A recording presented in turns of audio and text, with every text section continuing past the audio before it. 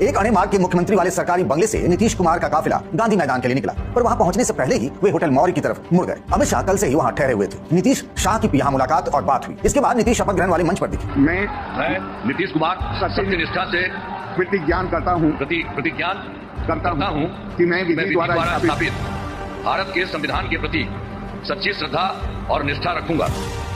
दिखे तो नरेंद्र मोदी भी, पर चर्चा उनके गमछा लहराने की रही। मोदी का ये अंदाज नया सा है। जिस दिन बिहार के रिजल्ट आए उस दिन भी उन्होंने दिल्ली बीजेपी हेडक्वार्टर में गमछा लहराया। चुनाव प्रचार में भी वे ऐसा करते दिखे थे। कहा जा रहा है कि हरे गमछे के जवाब में मोदी का ये गमछा पॉलिटिकल मार्केट में आया है। तेजस्वी जब एक दिन में 17-18 रैलियां कर रहे थे, तब हर मंच से तेजस्वी एक बात जरूर कहते थे कि जिसने भी मुरठा बांधा है उसको गमछा बनाकर मत लहराना। लेकिन मोदी ने इसे बिहार में सिग्नेचर स्टाइल बना डाला। इसी तरह आज जब नीतीश कुमार अपने पुराने सिग्नेचर स्टाइल में सीएम पद की शपथ ले रहे थे, तो क्या नया था और क्या पुराना? बीजेपी नवासी होकर भी क्यों उनके पीछे चलती दिखी? नीतीश के सामने कौन सी पहाड़ जैसी चुनौतियां हैं? आज राजधानी में इसी की बात। नमस्कार, मैं हूं पंकज झा।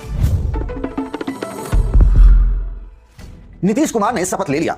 नीतीश मंत्रिमंडल में कौन कौन चेहरे होंगे, इसको लेकर कई तरह की बातें कही जा रही थी। एनडीए की तरफ से एक नए एमवाई समीकरण मतलब महिला और यूथ पर फोकस रखने की बात भी बताई जा रही थी, पर जब मंत्रियों की लिस्ट में कोई भी चौंकाने वाला नाम सामने नहीं आया। नीतीश जी ने तो अपने सभी पुराने सहयोगियों पर ही भरोसा जताया, चाहे वो विजय कुमार चौधरी हो, विजेंद्र प्रसाद यादव या फिर अशोक चौधरी। अशोक चौधरी पर तो प्रशांत किशोर ने कई तरह के आरोप भी लगाए थे। महिला कोटे से सिर्फ 3 ही नेताओं को मंत्रिमंडल में शामिल किया गया, लेशी सिंह, श्रेयसी सिंह और रमा निषाद। उसमें भी श्रेयसी और रमा तो बड़े राजनीतिक परिवारों से ताल्लुक रखती है। नीरज बबलू, संजय सरावगी, जीवेश मिश्रा और नीतीश मिश्रा, इन नेताओं को मंत्रिमंडल से इस बार ड्रॉप कर दिया गया। वहीं मुस्लिम प्रतिनिधित्व को लेकर नीतीश कुमार ने सिर्फ एक जमा खान को मंत्री बनाया है। 10वीं बार शपथ लेने वाले नीतीश कुमार के सामने इस बार पहाड़ सी चुनौतियां भी हैं। सबसे पहले तो उनके खराब स्वास्थ्य को लेकर कई तरह की चर्चाएं होती रहती हैं। फिर आता है पलायन का मुद्दा और रोजगार को लेकर बिहार के यूथ में बढ़ता असंतोष। नीतीश कुमार का जिक्र इन दिनों 10 हजारी बाबा के तौर पर तो हो रहा है, लेकिन यही उनके लिए आने वाले दिनों में जी का जंजाल भी बन सकता है। महिला रोजगार योजना में 2 लाख रुपए तक की मदद की घोषणा की गई थी। अभी तक तो 10,000 ही दिए जा रहे हैं, पर इसके आगे क्या? इसी तरह 1 करोड़ से ज्यादा सरकारी नौकरी और रोजगार का वादा, राज्य के हर जिले में फैक्ट्री और 10 नए इंडस्ट्रियल पार्क लगाने का वायदा, किसान सम्मान निधि को बढ़ाकर 9,000 रुपए करने और 50 लाख नए मकान,